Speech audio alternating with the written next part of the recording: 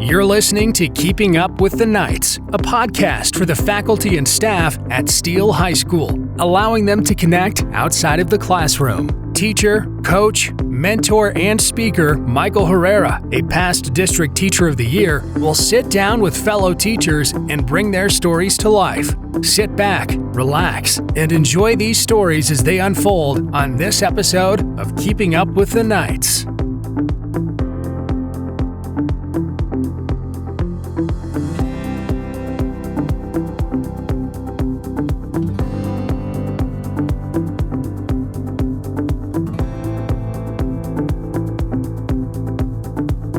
Welcome back to another episode of Keeping Up with the Knights. I have the honor and privilege of sitting down with Coach Scott Leach. I appreciate you taking the time out of your day with me to meet with me today, man. Yes, sir. Yes, sir. Enjoy it. Hey, well, I'm going to start off. I always start off every episode by asking five, shallow-ended questions, get to know you type questions, just Right. for our audience. I mean, hell, you've been here long enough. I know a lot of people know you, but Yeah. for the new Hey, shallow-ended questions are right up my alley, so I can hit those. I can get those out of the park. All right, man. Well, let's see how you do here. All right. Question number one, if you can go back in time and high five yourself for something that you did, what would you go back in time and high five yourself for?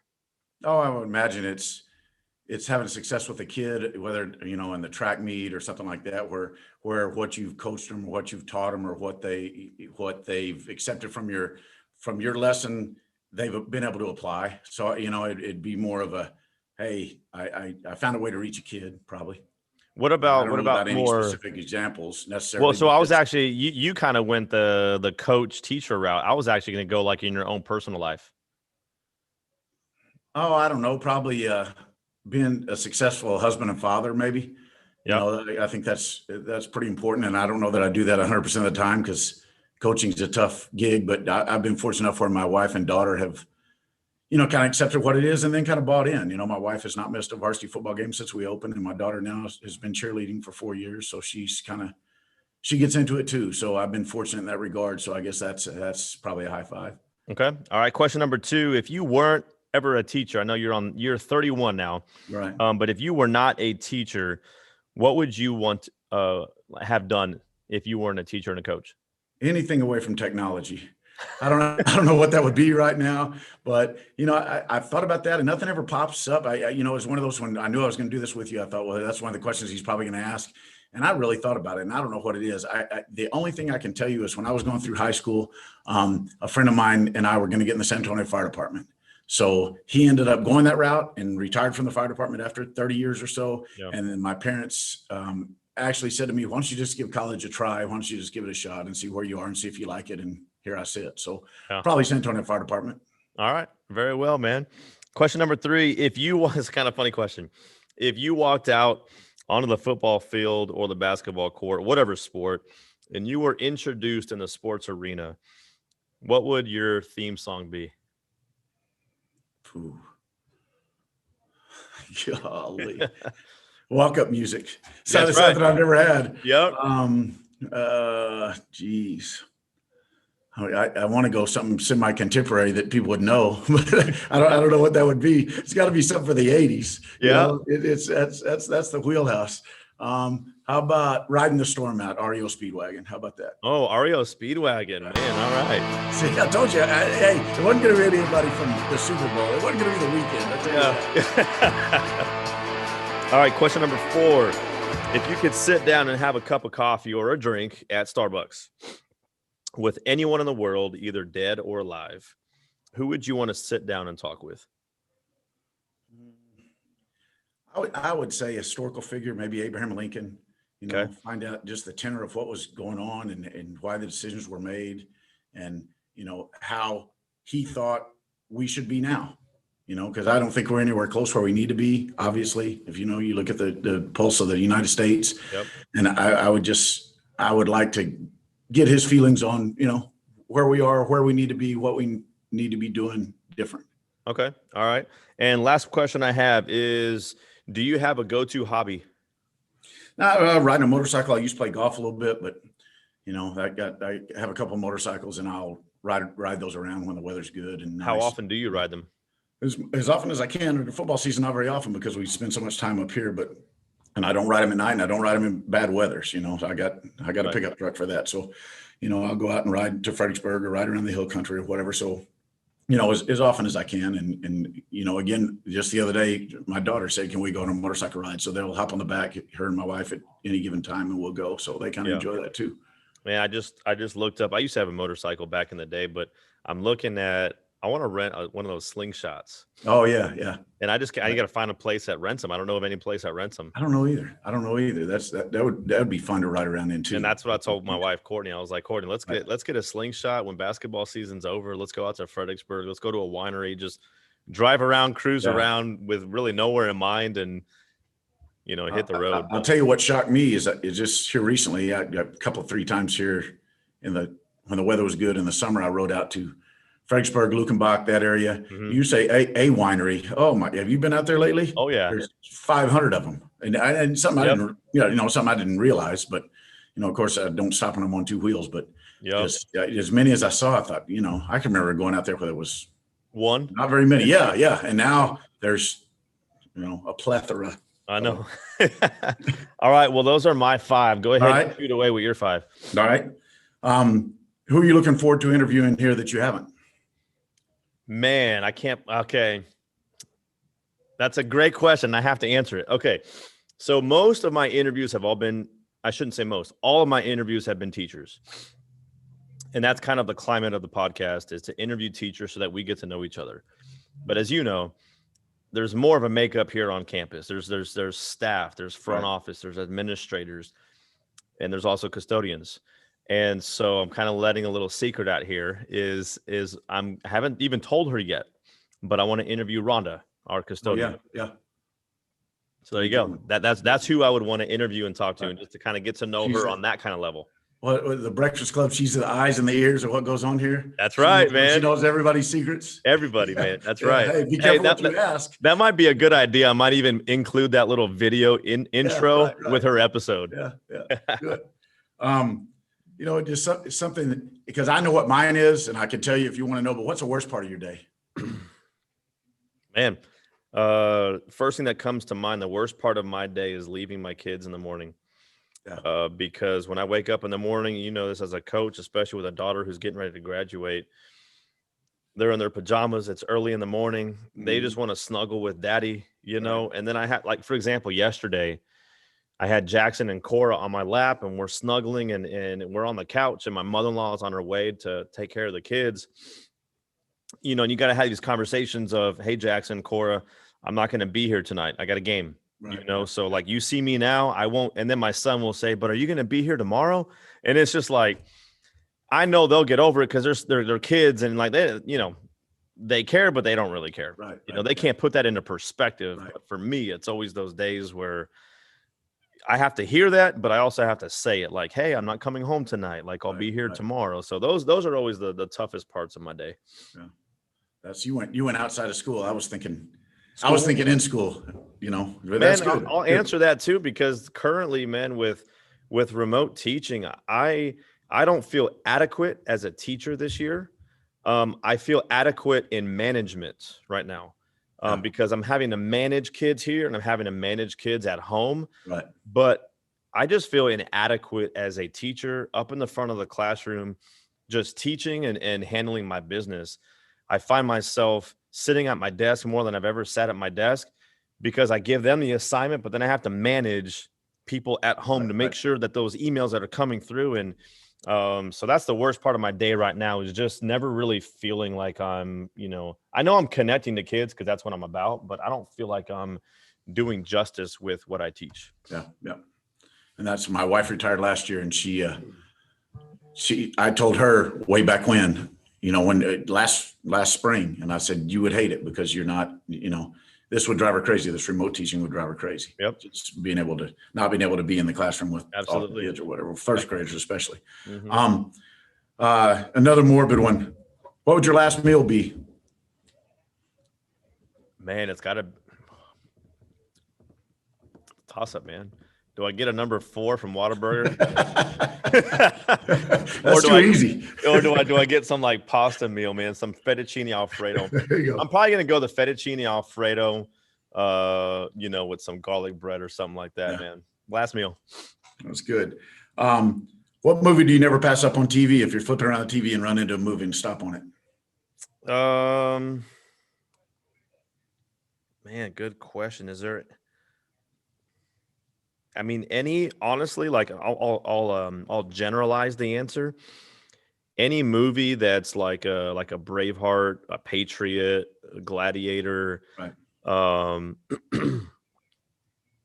Band of Brothers, any kind of like war soldier kind of, triumphant kind of video is what I would watch. Right. Nothing in, specifically, your Top Gun stuff. I mean, Right.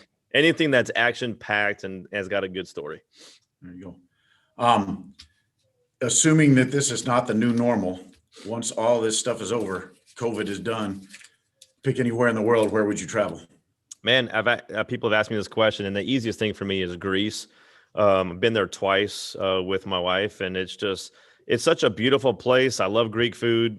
I'm Greek. Just the culture there. We love going back there. But to also kind of spin it a little bit, is a place called Bellagio, where we get that in Vegas, right? Is a small little town that you remember Susie and Brian Mitchell. They travel a lot. And I remember years ago when they came back from Bellagio, they would always tell me, hey, you guys have got to go to Bellagio. And we went to Europe back in 2010 and went to Bellagio, and it was definitely well worth it. And we took their advice and went and traveled there. And my wife has always said that she would want to go back and visit Bellagio. So maybe I understand Greece. I've been there. I went in 2001. Okay. And did the Athens thing. And then we went to Santorini for about, I guess we're over there almost 2 weeks. So in Santorini or in Greece? No, in Greece itself, like maybe 4 or 5 days in Athens. And then we went to Santorini for, the rest of the time. Man, so that was right before she was born then, huh? Yeah, she's 2003. It was right when it was the summer of 9/11 is when it was. Actually, I mean, we got back in late June. I guess we went in the middle part of June and got back in late June. And then, that year 9/11 happened. So I'm not sure the way we went over there, whether it would be, how we had to travel, how we end up traveling through standby on airlines and stuff like that. I'm not sure we could do that anymore, but somehow, I say me and my wife and another couple, did it that way. And it was quite historic, to be the only one standing in the original Olympic stadium, because it was drizzling and everybody cleared out. And I thought, I'm not leaving. It can rain on me all it wants to. I'm going to soak in what this is, It was when Courtney and I went there last in 2010, it was literally me and her in Olympic Stadium by ourselves. Yeah. Put the little headphones on and they put you in. I don't know if you did the same kind of tour, but you can go down into where like the, locker rooms are or whatever. Right. There ain't no locker room. It's a tunnel. Yeah. And you put the headphones on and all you hear is like the chants and the stomping and stuff like the Olympic Games. Yeah. But when we went back a few years later, I think in 2013, and I ran the Athens Marathon. Oh, yeah. And it finished in Olympic Stadium. So I got to run a lap in Olympic Stadium and get crowned with an olive branch. And I mean, it was amazing, man. So I love Greece, man. The neat thing about that was, you go to America and every place will accept a football field. If you're in a stadium, it's a stadium for a football field. And that's what struck me about that place. It's so long, narrow, I was thinking, of course, being a football coach, you think, the football stadium wouldn't even fit in here. It's not wide enough to fit in here. But yeah, just the like, man, we didn't do the tour, but just standing there as everybody clears out. And I thought, it ain't raining bad enough for me to leave this and just stand in the middle and just soak it in. Yeah, it's surreal for sure. Yep. All right. So that was 5. Yep. Excellent. 5. All right. So let's get started. So the first thing I want to ask you is, again, the purpose of the podcast is for us to get to know each other outside the classroom. We work next to each other, we work with each other, but sometimes we don't take enough time just to kind of get to know you and your story. So the first question is, just talk about your childhood and where did you grow up and what was it like? Well, I grew up in San Antonio in a neighborhood that I think what makes the neighborhood different, and especially nowadays, is all the moms stayed home. There were stay-at-home moms, and my dad worked for a macaroni company, and then Pillsbury bought him. So he worked for Pillsbury a long time, and his account was the H-E-B account. So any new Pillsbury product, they would ship to the house, and he'd go try to get it into the H-E-B store. So went to Corpus a lot with him because HB was headquartered in Corpus. And when he was a salesman, when he stocked merchandise or whatever, we'd go to the Valley and travel around and, that kind of stuff. Home, I guess, was San Antonio, but my relatives, people live in Oklahoma. So every holiday season, every 4th of July, every time we could get a long weekend, we'd go to Oklahoma. So, we didn't do any traveling per se, as far as going out of the country or even doing, anywhere other than Oklahoma, which, as a kid, I kind of resented. And now I long for those days, because family's a big deal. But anyway, just normal childhood, ran around, played in the street, played every sport growing up, never unremarkable at all of them. But, maybe that's, I don't know what makes, and I'm not saying I'm a good coach, but maybe that's what makes a coach that can relate to these kids that, I got to find a way to push their buttons because I didn't understand work ethic, just didn't understand how to work, or it's, I don't want to say it came easy to me, but it came easy enough where I didn't have to work. And perhaps if, it wouldn't have come as easy, then I could have, handled it different, I guess. Would have learned a little more work ethic, I suppose. But just normal childhood, run around, skinning knees, jumping bikes, and riding bicycles all over the place. Where in San Antonio? Just on the near north side. I went to Lee High School, so almost elementary, and I don't know what even the neighborhood was called. Yeah. Okay. Just kind of a regular old nondescript neighborhood with 900 square foot houses, single car garages, and just alleys that we played in, and tree houses and whatever. Yep. All right. All right. So transition from, early childhood into, you obviously went to Lee High School. So after you graduated, talk a little bit about college, share some experiences that stood out with you over the years about those college years.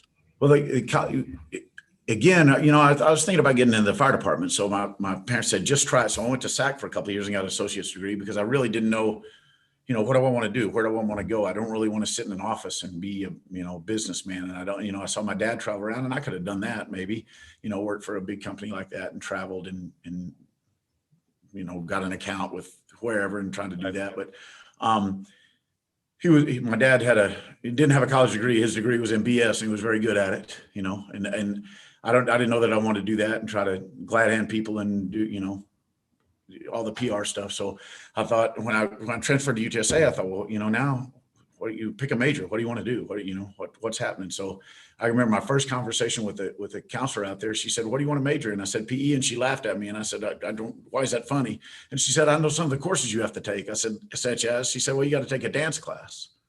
I said, all right, so what? And she said, well, there's going to be about 25 guys in there and about five girls. And I said, okay, well, when there's a girl not available, I won't dance. And she said, no, you dance every dance. So I was like, well, let's wait till I make friends out here before I do that. So I got through that.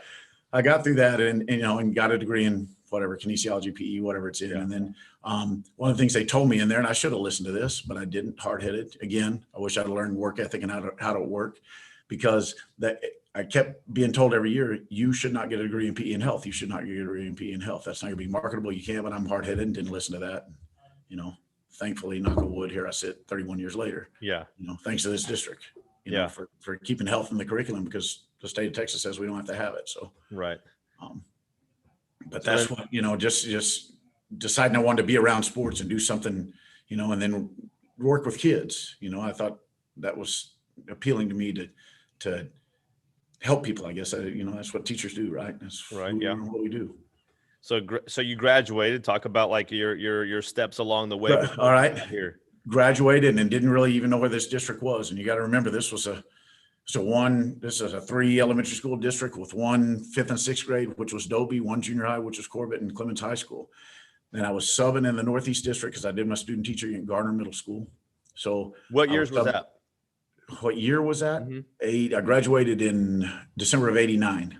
Okay. So I was doing just very little subbing because like January, I subbed in at Garner Middle School, basically, because the kids knew me and there was jobs that came up all the time.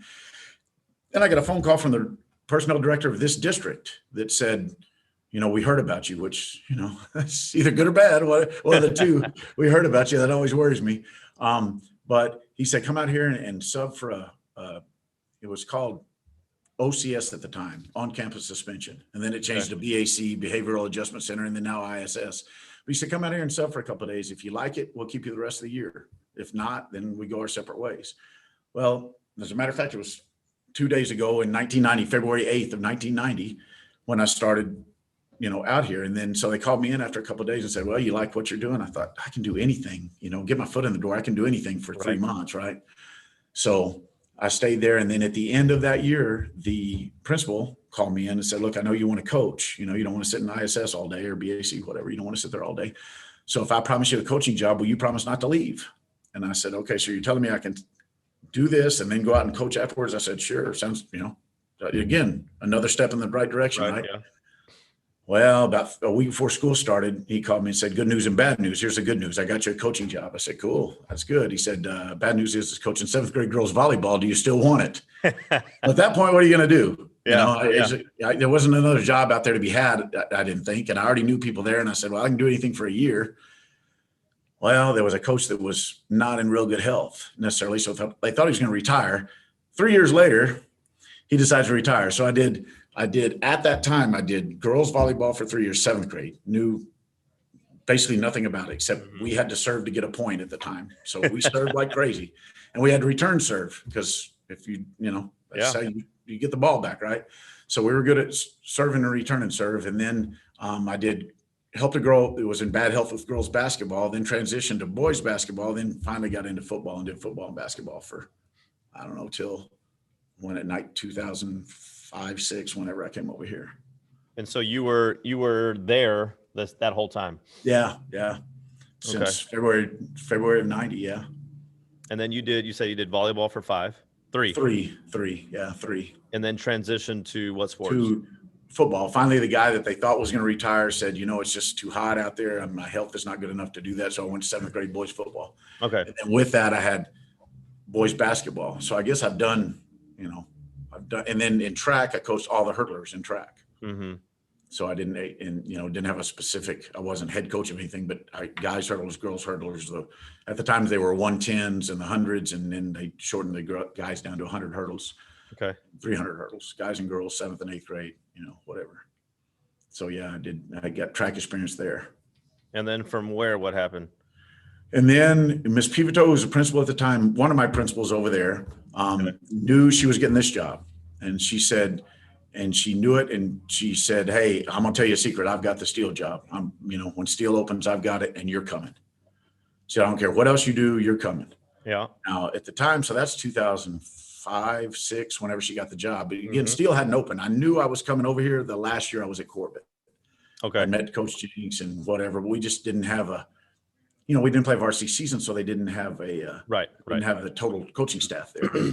So I met and talked with Coach Jenks, and I knew I came over, as a matter of fact, that spring, and we did spring football, and I worked spring football of, that year, whatever. So, and so in that sense, that's where I say I got lucky, because my wife bought in, my daughter bought in. I would say bought in, they understood the time it was going to take, and so that I kind of did it backwards. I guess people have kids and get out of coaching all these long hours. Right. And I had kids and got into coaching these long hours, which is, again, I told you I could handle the easy questions. I don't know why I did that, but nonetheless, I did it.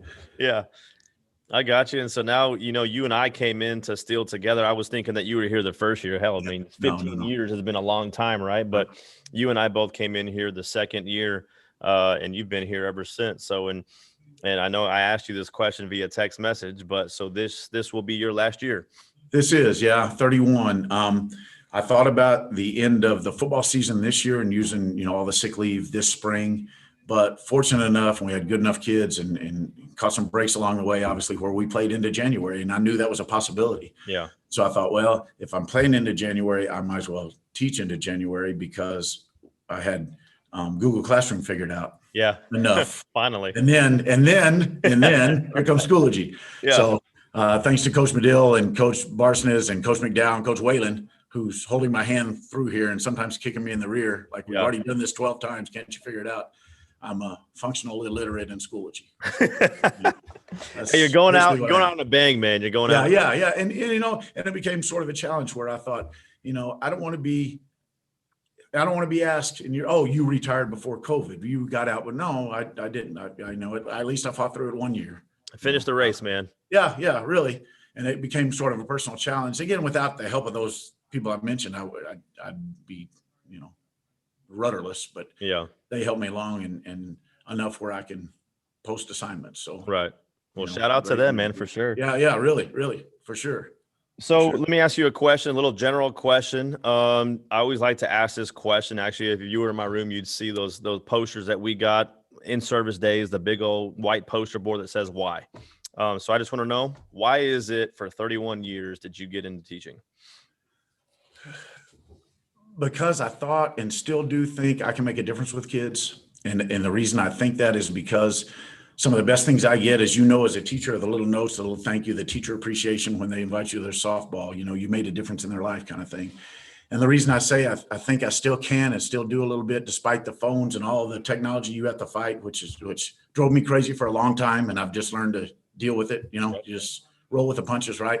I competed with that for a long time in the classroom. And now, although I still do compete with it because everybody does, right. I've learned to be more patient with it, I guess. Yeah. It's tough for me to see a kid on the phone all the time when the instruction is right in front of you or whatever. Right. But, when I get emails from kids, and I just got one last week before, about a kid that's long graduated here and said, hey, coach, I thought about you. It's been a long time, way too long. It's my fault. I haven't kept in touch or whatever. And that, that kind of stuff, that's meaningful to me. All this stuff, the awards or whatever we get in the back is just, that's neat, to know just at one time, a brief time, maybe that you made a difference in the kid's life somehow, some way. And then there's probably, for everyone that tells you, and this, and every teacher knows this, for everyone that tells you, there's 10 others that don't.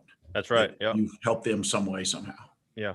No, absolutely. Totally. And they may not even recognize it. It's not that they don't want to tell you. They may just not recognize it until later when they say, oh my gosh, I learned that here, or I remember that from here, or whatever. Right. So, or something that's kind of neat. Something that we've said, something that we've done that in the moment probably didn't really mean much or have much value to it. But then later in life I remember that I heard about this. Coach Leach talked about this in the class.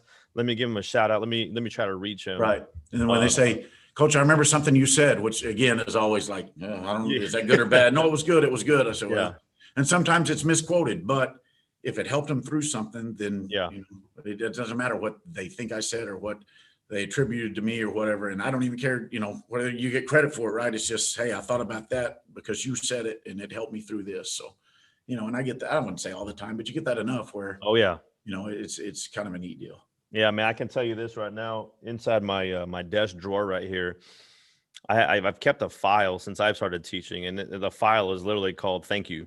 Yeah. And what I do anytime I get an email, anytime I get a card or just anything, they go into that thank you folder, and it's just a nice constant reminder, And anytime you just pull that folder out, and you can look at any one of those. But teaching health science, I've had the privilege of really being able to connect to my kids because I have them, from year to year. Sure, and sometimes in some situations, I could have a kid for 3 or 4 years. Right. And, so when my kids go do clinical rotations and stuff, like I have to get their phone numbers. They have to have my phone number just because they're driving and whatnot. But I've always been the kind of person that when a student crosses my mind, because in education, we always talk about, and rightfully so, how we can have an impact on kids' lives. Kids can have an impact on our lives too. Without a doubt. There's things that they say, there's things that they do, the spirit about them. We should be able to let them know. And so now years later, like just what day was it? It was Saturday morning because I texted Coach Hubbard and I texted Coach Hubbard and I said I was going to be late, a little bit late to practice, and I ended up not being late. But I was over at Whataburger and I saw these homeless people, family, lady and 2 daughters, not to pass judgment, but they didn't quite look like the people that were struggling, right? Especially seeing 2 little girls out there sitting on little chairs, it did not sit right with me. And so I stopped and gave them some money or whatever. But I was going to Whataburger myself for some breakfast or something and a drink. And so I was like, all right, I'm going to get them a meal. when things pop into my head, I take action. I'm not a person to like, I'm not one on intention, because intention is just intention. Like, you've got to take action. So I went and I got them food, and I pulled back around and I gave them the food and talked with them for a while and just said, what's your story? Like, why are you guys out here? But it reminded me of a student that I had, because we do a lot of journaling in my class, and she wrote a story where she said, I would love to randomly give somebody $100 in her journal. And so I'm kind of revealing myself here, but I do stupid stuff. I say stupid stuff, but I do stuff like this because I really want them to know that I listen to them and I hear them. I took an envelope, went to the bank, got $100 cash, and I taped it to the bottom of her desk. Matter of fact, when I was still out in the portables, and it sat there, and I'm thinking, like, a custodian's going to find it. Like, a kid's going to find it. Dude, that I would check every morning to see if it was still there, and it was still there. So on the last days of school, I called her up to my desk and I said, man, it's really weird. The other day I was looking, I saw something underneath your desk. You might want to go see it because I think it had your name on it. Anyway, I was just playing the game. She goes and she gets it, but I had I wrote her a message. Right. That I hope that your heart is intended right. You want to give somebody $100. I want to make your dream come true, help somebody. And so we had this really like tight connection and about helping others and serving others. And so she graduated probably 7, 8, 9 years ago, man. But the other day I was thinking about her because I helped a homeless person. I gave to them, but it reminded me of her. And so, like, long story short, students can impact us the same way that we can impact them. And they should, because you said something that I thought was important during that. You hear them, and what may seem trivial, and it will be to them in 3 days, a trivial problem they have. It'll probably be, some of those, but right now it's important. Right now it's bothering them, or right now it affects them, or right now that's all they're thinking about. And just because I think that, the 2 stages of health, the 5 components to health fitness is the most important thing I'm talking about today, that kid's not hearing me because they're somewhere else. Yep. So, when they impact, and I hear what you're saying, they impact us, and now it's a 2-way street. So now you can take, my thought was, okay, I can learn from whatever this kid is teaching me, and maybe I can help them and somebody down the line, with whatever, just that, you get into legalities and all that stuff that coach, I need to tell you something. Well, now I got to tell somebody something, kind of thing. Yeah. But you want to be able to listen to them at the same time, just because most of the time, I'd say most of the time, maybe it's not most of the time. Some of the time, certainly it's just not that big a deal, but it is to them right now. In that moment. And we get to where, when I taught junior high, you can imagine that, all the hormones and stuff going on there. And they, those kids having issues with something that means nothing, but it's important to them, and people would trivialize it or whatever. And, I was never one to do that. Yeah. All right. Well, let's go ahead. I'm going to change gears just for a little bit, kind of get off our educational soapbox for just a second. But what do you do for fun, man? I know you do motorcycles, but I mean, okay, you're getting ready to retire. What are some of those things that I get that question a lot. What are you going to do when you retire? And the answer that I give everybody is nothing for a while, because this, just the time that, or I don't want to say a regular classroom teacher, because there's no such thing. I know how much time my wife spent in the classroom making sure first graders had everything. So, to me as a coach, to assume that I spend more time in the classroom than somebody who teaches math is not fair, because they're as dedicated or more dedicated than I am in the classroom. So, nothing for a while, because just the structure that I had to live by for the past 15, and this is not a complaint, and it's almost a celebration when I say that we were fortunate enough to work 7 days a week for many, many, many months. It's not a complaint, and I know what I signed up for, but whether you know what you signed up for or not, it's still taxing, and it's still time away from your family, and time, that maybe you want to do something else. So, I don't know what sleep late is now that I sleep late now and it's 8 o'clock, that's late, because you're just so regimented at getting up. So for a while, nothing. And then maybe I was joking with my wife the other day, we were going somewhere, and I said, when I retire, I want a job that I can pick my hours, that I don't work weekends, that I don't work nights, that I work when I want to work and how I want to work. And I said, you know what that is? That's substitute teaching. That's what that is. That's it. Now, I don't know that I want to do that. I know I'm not. I'll tell you what I'm not going to do. I'm not going to be a bus driver. I'm not going to do that. So, for a while, nothing. For a while, just sit around and all the honeydews, all the, the house stuff, the little, my wife laughs. She says, people ask me what I do all day. And she says, I don't know, but it fills up, Right. The time goes by. It goes by in a hurry. Teachers can think of that during the summer. There's very few days probably that very few days in a row where they just sit and do nothing. Yeah. Now, beyond that, I don't know. I like to travel. I like to take trips. Your place is Greece. Ours is New York City. We went in 18 and 19. We were going to go in 20. We got a trip booked this summer. That's such a different culture and a different experience and different just things, and we say history in the United States, 1600, whatever, 1664, whenever New York was established, but that really is history. And you go, that very few things have been as moving as the things you see in New York City. Yeah. Or interesting, and that's from the buildings and the museums and the 9/11 memorials and to the people, just the languages, the cultures, the whatever, just fascinating to me to sit there. I could people watch all day long. So which is basically what I do. My wife and daughter go shopping and I people watch on the side. Yeah, just stay outside the store and just literally sit there. There's nothing in there for me, whatever. Most of the things I wear, I got for free. So I'm a fashionista. Oh man. Yeah. It might be a little different right now, especially in New York. My family lives there and it's definitely different, man. All right. So what is your definition of success in the classroom? Keeping the kids engaged in what you're talking about, keeping them interested. I'll climb on desk, I'll scream and yell, I'll tell stories. Of course, what I teach lends itself to that. If I taught math, which I couldn't, but if I taught math, it doesn't lend itself to, there's not a whole lot of stories about, 2 + 2 and the square root of 64, whatever, it's just, I got a good story for that, which I don't, but, keeping the kids entertained and engaged. And then when they come and tell me, and I joke like I don't like it with them, but when they say, Coach, I thought about you, the other day because you said this and that happened and I act like, don't talk about me, don't think about me, don't whatever. But if I can engage them outside the classroom, if they'll come and, and surprisingly enough, just stupid things I do and stupid things I say, people will say, remember when you did that? And maybe I did and remember it, maybe I didn't. I'm not denying that I did it, but I may not remember it. And they'll say, well, I was talking to my mom about your class. I said, oh, no, said, don't do that.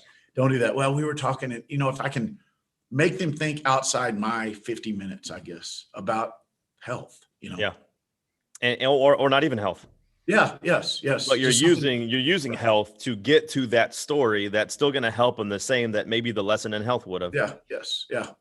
That's true. Yeah, those are the I love those moments. And I think whether you're teaching health or you're teaching an elective like I do, the accountability is not so much there as it is for the core subjects. So I get how they've got to be a little bit more structured than we are, but the flexibility that we have within a lesson, I can side tangent for 20 or 30 minutes. Sure, and it's not going to be about Super Bowl Sunday's halftime show. No, It's going to be about a question or a topic or someone said something. All right, hey, let's talk about this for a second. Those are those moments that I always look forward to. What I like too is when I go off on a tangent, but really not, but 50% of the kids think I am until I bring it full circle, but a kid beats me there. Yes. Like, you're talking about, I was like, yeah, you beat me. Yes. That's exactly. Smart kid. We went full circle and full circle, but you beat me there, even though and the rest of the class is like, the epiphanies or whatever. Yeah. Yeah. Those are neat too. I like when kids, because that tells me they're thinking about what I'm talking about. Yeah, absolutely. It's just, again, with technology and all the things they have to entertain them and new apps and TikTok and whatever it is, just one of the first things we do in here is I say how many people. They tell me I don't Snapchat, I don't do that. I'm on Twitter, but they tell me they can't tell how many people they're following on Snapchat, but they can on Instagram. So I said, how many people are you following on Instagram? So I write it on the board, and they're up in the thousands, 1,000 to 5,000 people. I said, how do you physically keep up with that? It's impossible. Yeah. I said, that's the reason you guys are on your phone all the time, because you You just can't, and you're afraid you'll miss something. Yep. You know? Yep. So Absolutely. we address that in here early, and some of them are embarrassed that they follow 100 people, 200, 300. Like, oh my gosh, I follow 300 people. Yeah. That doesn't mean they're going to stop following them, but it's just like they hear what I'm saying when I say you can't physically do it. You just can't keep up with all those. That's one form of media. Now TikTok, who knows? I don't even know how that works. I know it's crazy to think about, and I'm guilty of it too with social media. You reconnect with old friends, you reconnect with classmates and whatnot. But man, you go to the mall and you'll walk right by them and not know it's them. Yeah, right. But I'm friends with you. Yeah. You know what I mean? Like, okay. And so then I get it sometimes when people like, they squash the social media and they're just like, I need to like completely clear that from my brain for a month and go no social media. But the thing is that even if the kids disagree with you, they're hearing you. And at some point it's going to register with them that's not the important thing. Like followers and following and all that kind of stuff, but they spend so much time on it. But we have I got a list on my board. We talk about values and things that may affect your values, right? And one of them is stress. So we talk about acute stress, chronic stress. So I've got a chronic stress list up on the board. And number 5, I'm looking up that the kid said at 16, what stresses them is social media. I have it circled. I said, if it stresses you, why you on it? Yep. If it stresses you, it's a choice. Why you want it? Yeah. And because I said, no, I mean, I understand it. I hear what you're saying, but why do you follow people that are going to stress you out? And then when we make a list at 30, social media is conspicuously absent from it. And I'll say, well, why is that? Well, because people don't get stressed. I say, yeah, you're right. You're right. It's a choice. It's a choice. And I understand it. Like I say, I'm going to be 18-year-old daughter and she's on all that stuff. And, it's the like generation. How many likes? It is what it is. Yeah. Yep. And, you can fight it or learn to deal with it. Yep. And talk about it. Yeah. And talk about it. Well, who is a teacher that you'll always remember, and what about them made them so special in your educational journey? Kindergarten to your senior year in high school. I can think of probably 2 way back in elementary school, and one of them, kind of a negative and a positive. And she wasn't negative. My 3rd grade teacher, and she wasn't negative, but she held me accountable. And I don't know that I liked that at the time. You're not going to recess because you didn't finish this adequately. You got more in you than that. She pushed me, I guess. And of course, at the time, how old you are in 3rd grade, 10-year-old kid, you don't realize that, you don't recognize that. So I didn't appreciate her till much later. And the other one that sticks out is my 5th grade teacher, who was strangely enough, even back in the, we're talking in the 70s, and this was unusual that I had a male 4th grade teacher who looked like Abraham Lincoln. As a matter of fact, to us, he was like, oh my gosh, he looks like Abraham Lincoln. And so he was good, but my 5th grade teacher sticks out because he was, I don't know whether you pattern yourself, you pick up influences from different teachers, you do whatever, but he was a teacher who taught through real life experiences, even stuff. He would tell stories and try to get us engaged that way and whatever. Of course, we weren't distracted by anything then. The paddle, we were distracted by the paddle. If you weren't paying attention, you got it. But, looking back on him, Mr. Bewley, I just think about him quite a bit, because he would make, if education can be fun as a 5th grader, then he made it more fun than my 3rd grade teacher did. And I remember thinking, this is better. And it's just different ways. And this from coaching, this from teaching, this from working with a large group of kids. You got to find out what's going to push the kids' button to get them engaged. Yep, absolutely. Or successful or whatever you're trying to reach. It's not the same for every kid, Gotcha. And she was trying that way. And, I don't know that I rebelled, but it wasn't enjoyable to miss recess kind of thing, as a 3rd grader. And Mr. Bewley was like, this dude's interesting. This guy's an interesting guy. I'm having a brain fart, man, because you said Bewley, and I'm like, why do I know the last name Bewley? What school was that at? Almas Elementary years ago. We're talking, he was an older man, what do I know? I'm 11 years old, right? Everyone's old. Yeah. Right. He could have been 30. Yeah. He taught for 51 years. I know she did that. Miss English taught for my mom was still alive. She called me one day and said, hey, look in the paper and look who just retired. Now I had her in 2nd grade, and this was, I don't know, she taught for 51 years. And I thought when I had her, I thought this lady's, 80. Yeah. Yeah. She taught for 30 more years after that. So Golly. power to her. That's crazy. Yeah. Crazy. All right. So man, what an impact I know that you've made on students, how you've been teaching for 31 years. Without mentioning anyone's name, just for the privacy of the student or the athlete that you came across, if you can, share a story of a pivotal moment in your educational career that you'll never forget. Junior high, and let me preface this by saying, Coach Gerhardt and I have come from sort of the same background. He was at Dobie for a long time. And then when we came over here, he asked me, maybe more than one occasion, said, do you ever think about going back to junior high and teaching? And to keep it a family rated podcast, I said politely, no, I didn't ever think about doing that. And he said something that made me think, do you ever think you had more of an impact with junior high kids than you do with high school kids? And to me, if you never taught junior high, there's truth in that statement, because they're finding their way. It's tough. It's tough on them. They're finding their way. And so, which brings me to the answer to your question, which is, there was a girl that I coached many years ago that was a great kid. I mean, straight A, all A, just really, really good kid. And then I don't know what happened. She didn't share with me what happened. Didn't have any idea what happened, but something happened to her between like seventh grade and early eighth grade, and started doing the goth before goth was a thing, and Right. Yeah. wearing the chains and wearing the whatever. And I said, where are we going with this? What are you doing? Her grades were slipping, and both parents were at home. And as far as I know, they were healthy. And, I thought, what's happening here? Right. So, I had that kind of relation with her that I could kick her butt if she needed that, try to get after her a little bit. So then middle of her third year, she wore this dog collar around her neck all the time. And she came to me and handed it to me. And she said, I don't know what I'm doing. I don't know what I'm thinking. I don't know what I'm doing. This is ridiculous. I don't know where my mind is, but this is over. I'm not doing this anymore. And then she went to study abroad in Japan. And then, just this, and kids like this, whatever it is, she had it. Like charismatic leader, whatever, she just had that. But for that first semester of eighth grade, I thought, man, this kid's decided to go off a path that I don't understand for this kid, because she's got more to give than that. So that one for sure. And I don't know that I did anything, I'm certainly not taking credit for that, because the kid was smart enough to figure it out on her own for the most part.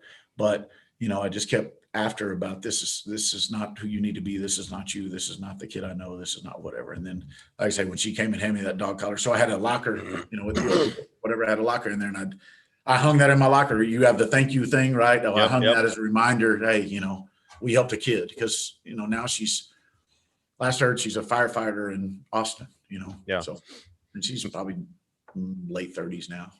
But I think the most important thing for us, and, I'm preaching to the choir with you, because I know who you are, and I know what you stand for, and I know how much kids appreciate you, because they always talk about you. I know that.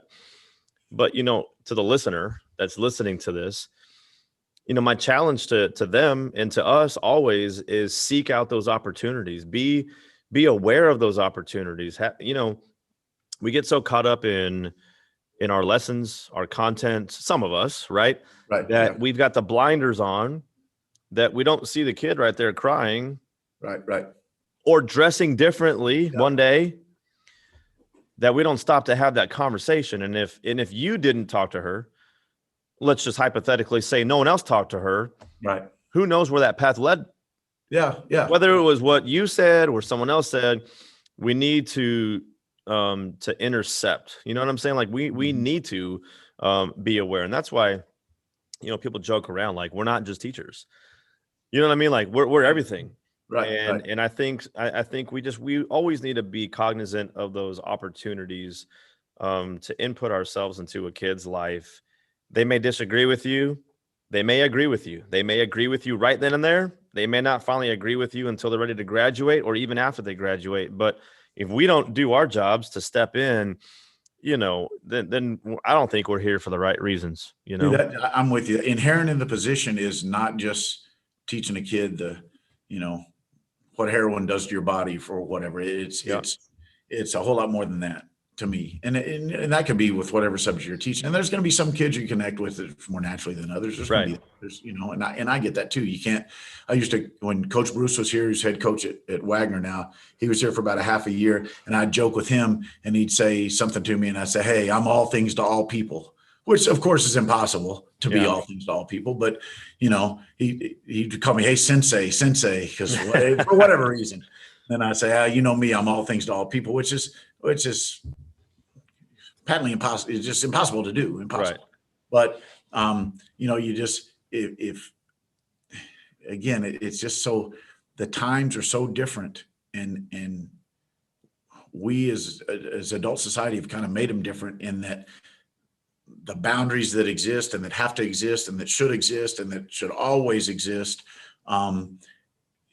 To try to tap dance around those boundaries to show a kid how much you care. Yep. To get them to trust you, I guess, is the first step. They don't care how much you know till they know how much you care. That's right. So to get them to feel comfortable, just opening up. It doesn't have to be even bad. Just opening up and just instead of coming in and I'm gonna sit down, do your work, and then I'm gonna leave. Whatever. That's right.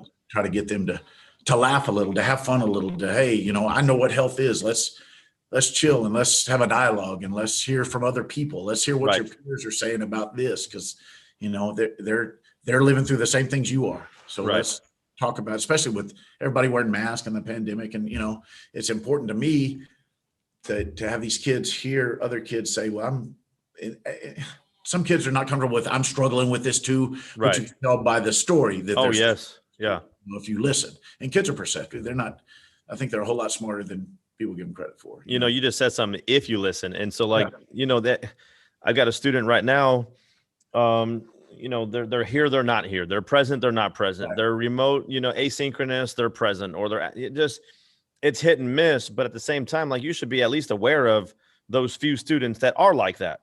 Yeah. And if you're just allowing it, but not even asking them any questions, it doesn't have to be a fight. Doesn't have to be calling them out. Right. So I called her out in the hallway just to have a conversation. Smart kid too. Smart kid, not disrespectful, not the kid that comes in and just good personality, everything. I was like, it's just kind of weird. And long story short, she, told me that she's living with her grandparents at the moment because grandfather's got, cancer or something like that. And she's being the caregiver. Yeah. And so during all of this, because of COVID, they're not letting anyone else in the house. And so she's leaving here. The days that she does come, she's got it worked out to where I think someone else is caring for him, but then she leaves from here and relieves that person so she can go take care. And it's like, you're doing that in a pandemic, but you're also an A student. You're getting your job done, but at least it lets me know, you know what I'm saying? I have to listen. You've got to be aware to even ask her the question. Right. 17 or 18 and shouldn't have that responsibility, but it is what it is, but without you taking the step to even, asking the question, then, she maybe not want to use that as an excuse. Hey, here's the reason here, whatever. I'll just do my own thing until somebody asks me about it, and then I'll let them know. But I get to celebrate her even more now because she walks into my door and it's like, hey, I'm glad I'm seeing you today. Yeah, right. Hey, oh my, I haven't seen you in 3 days, but all your work is turned in. And you're taking care, you know what I mean? It's like, so now I get to, versus a teacher who doesn't recognize that's going on with that student. They're just coming and going as they please. And that's all they think. You're here, you're not here. And now I'm like, hey, you're here today. That's fantastic. Things are working out okay. And you're doing your work and you get to celebrate that. But 100% that kid, because she is here, wants to be here. Yeah. And would love to be here 5 days a week. Yep. Because she shows up 2 days a week. So, she would want to be here if her circumstance would allow. Yep. Absolutely. Well, we're getting close to that time, man. So I got a couple more questions for you, but in your career as an educator, my last 2 episodes on this podcast were with brand new teachers here to Steele High School, both with about 5 years, but just, man, throw it out there. You've got 31 years of wisdom, sensei. And give us some enlightenment, man. Just kind of a piece of advice, someone that's just getting into education or someone who's still in education and, what kind of words of wisdom would you shed on us? Probably the first thing that comes to mind is this too shall pass, whatever we're talking about. There's always, so I've been through a whole bunch of, this is the newest, latest, greatest way, and it's not going to change. We're going to do this forever. And it does. Too many of those to think of, too many of those to name, where we've hit the nirvana of education. This will solve all our problems. And this will do it. And we stay with it a while and we don't, and then we don't. I would say pick up things from all those things that you get thrown that fit you and who you are. Right. And that to me, that's the tough part. I think and this sounds almost kind of, I don't know, pessimistic, I guess, but you're going to have classes where the kids in your class don't, no matter what subject you're teaching. So I'm not saying it's about math or health or computer science or whatever. Kids are not going to be as passionate about your subject as you are. That's right. They're not. You may have 1 or 2 or 5 or 10 in each class, but no matter what it is, that kid's just not going to be as into it as you are.